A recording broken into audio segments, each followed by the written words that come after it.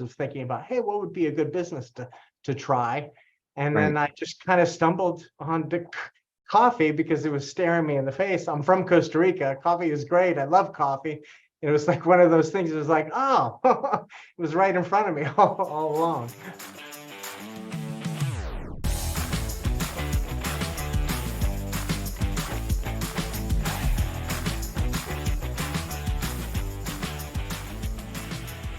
Your background, as far as the work you did before Volcanica Coffee Company, was it following a personal passion, or how did you go from your non-coffee professional life to opening this company?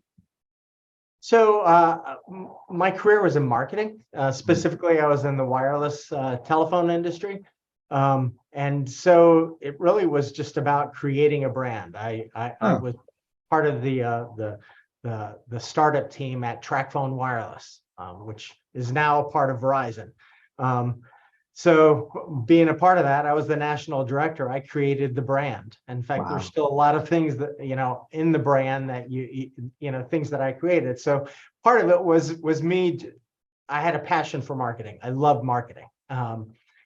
And when I did that with TracFone, I kind of thought, hey, what if, because I realized I wasn't, that it was going to benefit a lot of other people, because I worked in a corporation. But it Right. was kind of like, hey, gee whiz, what if I created my own brand and just created a business? And so I actually was on a hunt for probably a couple of years of thinking about, hey, what would be a good business to try?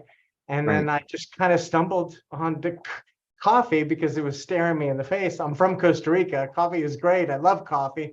It was like one of those things. It was like, oh, it was right in front of me all along.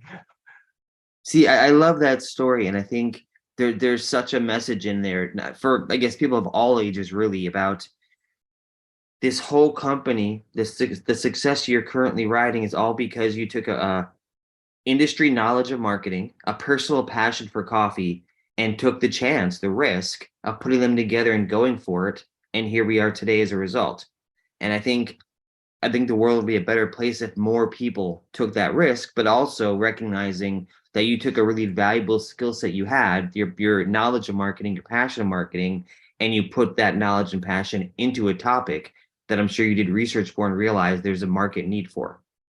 Yep, that's true. Yeah, you hit it right there. And then so I'll just add on to that Sure. about your comment about taking a risk. So it was a risk because I was in I was making a good living. I had a good salary, and I loved what I was doing. So it was kind of like, well, I don't want to affect any of that.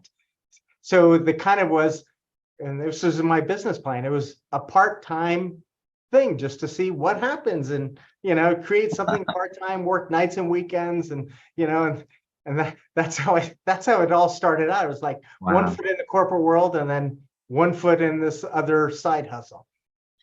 How did your family feel about that? Was there anxiety? Was it just super go for it, or what was the response like?